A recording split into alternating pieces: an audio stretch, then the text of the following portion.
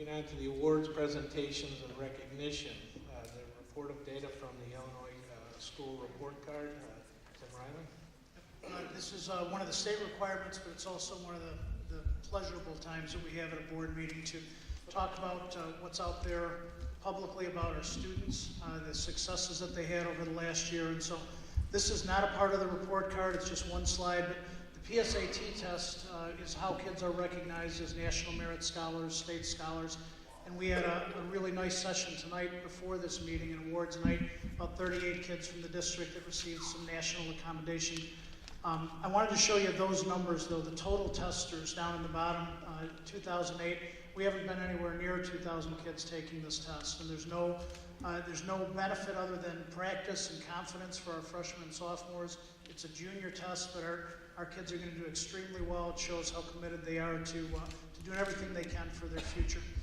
This is the Illinois Report Card website up at the top. Everybody should take a look at it, not just on the board. Parents, it's a really significant source of data. And we cut and pasted some slides from here tonight. You can take a look and dig as deep as you want. But you go to that website, you type in 210, and you find Lincoln Way, and you go from there. This is the cover page. They don't have the park results out yet. We're not overly worried about that. It doesn't mean much for kids. But those pieces on the bottom are pretty significant. We watch that, the number of low-income kids in the district, the graduation rate, the percentage deemed by the state as ready for college, the per pupil costs and spending, and so all those things, those types of things are in there. When you get to the first tab, you get to enrollment and graduation rates. This is really significant. Over the last 3 years, we had really nice jumps in graduation rates. We were always fine, 92, 93%. That jumped up to 96, 95. When we put in the adoptions program and the life transition, which folks at this table were very much behind, that gets us several more kids. I think we had 47 kids last year that would not have graduated that did because of the adoptions program.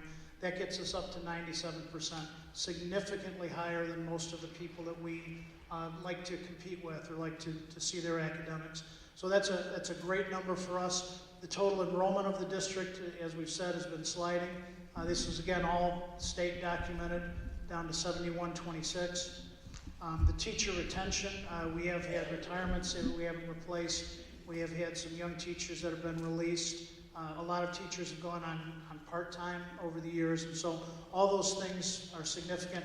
We're down at 78% of retention, so about 4 out of 5 teachers coming back. And the total number of teachers in the district, this kind of data is on there too, from 420 in 2011 to 399, and again, significantly moving down there. As you move into the report card a little bit further, we used to, up until this year, we'd see that top slide, which was what always went in the newspapers. How do your kids do on meet and exceed numbers? And we don't give the PSAE anymore, so the newspapers don't have that as a comparison point. But what they do look at are the ready for college coursework. That's significant. That's a new way to look at it. That 67% doesn't seem like much. Two out of every 3 kids at Lincoln Way are ready when they graduate for college. But it's an arbitrary number. It's 21 on all areas of the ACT. So if they had 24s on most of the areas and a 20 on one, they might not count in there. So that's significant that 2/3 of our kids are there. It's more significant because every kid at Lincoln Way takes that test, and it's the college prep students across the nation. They only average 20.9. So our every student average is higher than the college prep students nationwide. That's significant. 80% of the kids in our district enroll in 2- and 4-year colleges within 1 year of high school graduation. It's a really nice number. But it does mean that 20% of our kids are not college bound right away. They may go, and that includes trade school. But we have a lot of kids that leave the district and go into the workforce. So as we move into the future, we have to continue to develop and grow programs for the non-college bound kid. We've got some great ones going. We've got a new one next year called Geometry and Construction. It's a 2-hour block that students can go out and work with a shop teacher and a geometry teacher and learn about math in the real world and get their math credit that way. So we're doing some things in that direction, but that's a big number. The schools that we compare ourselves to, the Napervilles, the Yorks, the North Shore schools, it's usually 8 to 10% of their students are not college bound. So we're doing very well with our kids on scores. College readiness is another number that the state uses. These are more for non-college bound kids. They take a test called Work Keys that gives us an indication of how well prepared they are to do the type of reading, writing, and computing that they'll do on the job, not on an ACT. And so the gold standard is absolutely fully ready. 43% of our kids are there. Silver means they're close. They need just a little bit of polish. 48% there. So 91% of our kids are at that silver and gold level, which is what you hope for when they leave. That's a new stat for us. That's a nice number. And I like this one too. At the beginning of their high school years, now they're keeping data. We're not waiting until the kids graduate, but at the end of freshman year, how many of them are on track to graduate, which means they've passed all their classes, they're doing well on the standardized tests that they take. So it was 93% in the first year, it was up to 96% this year. Really, really nice numbers, nice performance by our kids. And then these are the most significant numbers for our students and families. No matter what happens with PARCC testing, we're still an ACT and SAT school. That matters for colleges. And so I wanted to share these with you. The top 10% of our students, not the top 10 in each class, but the top 10% of our graduating seniors, that's their average ACT. Really similar at all the schools, and it's one of the things that we pride ourselves on for a multi-school district. Anywhere you go here, your top kids are going to do extremely well. So when your top 10% are averaging 31 or 32, that's phenomenal. Those kids can go anywhere they want to go. They have open doors.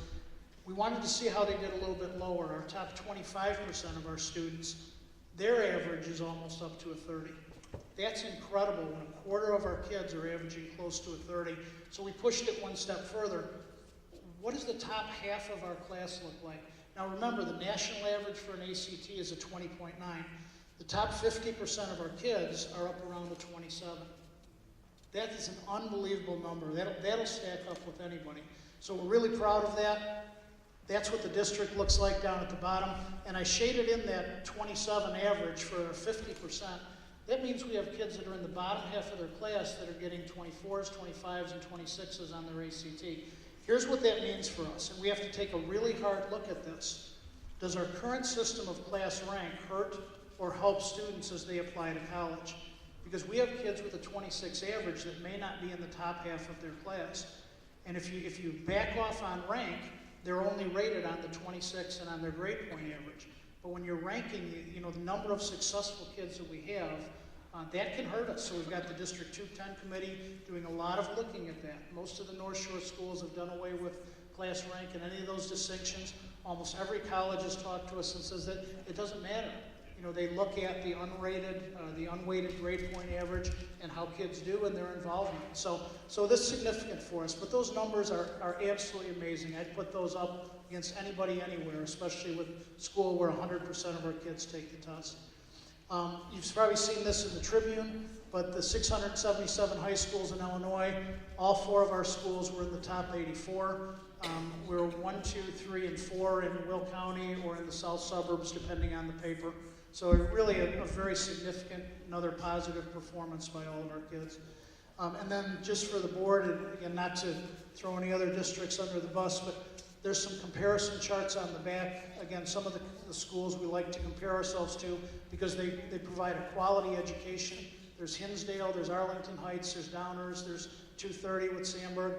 We looked at multi-high school districts, not unit districts, but pure high school districts, how much spending they have per kid, what their graduation rate is, what their test scores are. We are higher than almost all of them, and in some areas we are higher than all of those. And we'll continue to pull that kind of data for you. So very proud to put this state report card out. But again, just for the board and for the public, you go to illinoisreportcard.com and you can find as much data on schools as you want. We're incredibly proud of our kids and our teachers. Thank you, Tim.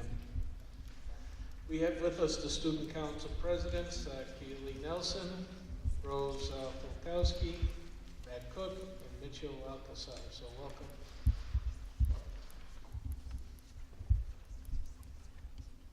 Lincoln Way Central Student Council finished out October with Halloween night, a community indoor trick-or-treating event. We had a great turnout from the community and our student council members who helped set up and run the event. In the next week, we will be joining with Wes to put the finishing touches on the SWSC Student Council Convention before all of the students in our conference come together at Tuscany Falls on this coming Tuesday for a fun-filled day of meeting new people and swapping ideas. Heading into December, we will host the Peanut Butter and Jelly Drive in all second-hour classes to collect peanut butter and jelly to donate to the New Lenox Township Food Pantry. We will also start looking for contestants for Knight in Shining Armor, which is an all-boys pageant hosted in March.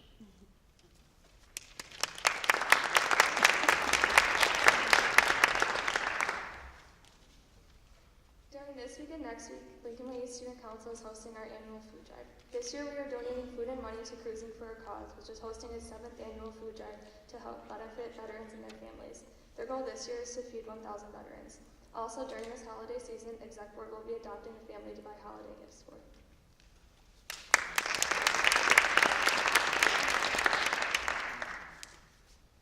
Last week, we took part in Pennies for Patients and raised a total of $2,408.32. A special shout out to Lincoln Way North social science teacher, Miss Graham, whose class raised $874, taking first place in our school's competition. Planning has begun for our 8th annual St. Baldrick's fundraiser, which will be held on Tuesday, February 23rd. So far, we have recruited Mr. McClish, Mrs. Lamore, Mr. Pearson, and Mr. Tracer as faculty shavies. Several students have also volunteered to shave their heads. We are only $5,000 away from raising $100,000 over our 8-year period. Our fall sports are coming to an end with another successful season. This past weekend, our girls volleyball team competed in the super sectional in Normal, Illinois. Both the boys and girls cross country teams represented the school proudly at the state meet in Peoria, and our boys football team is moving on to the quarterfinals this weekend. Student Council's annual holiday fundraiser, the Golden Gobbler, will be taking place next week during all first-hour classes and will end Friday, November 20th. All proceeds from this food drive will benefit the Frankfort Township Food Pantry. We are looking forward to another successful donation.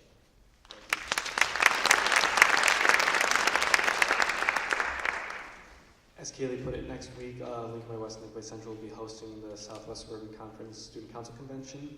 It's out at Denolfo's, for anyone who wanted to know that. And it's going to be all the schools in the conference coming together with different icebreakers, a guest speaker, all sorts of stuff to get different ideas and ideas for student council things, dances, fundraisers, and all that good stuff. So we're really looking forward to that, hosting West Central. We've got a lot of good stuff planned for that. Alongside that, Student Council is sponsoring their annual Thanksgiving baskets that we do every year, different foods and pantry items, non-perishable items to donate to families that are in need of them to a local church.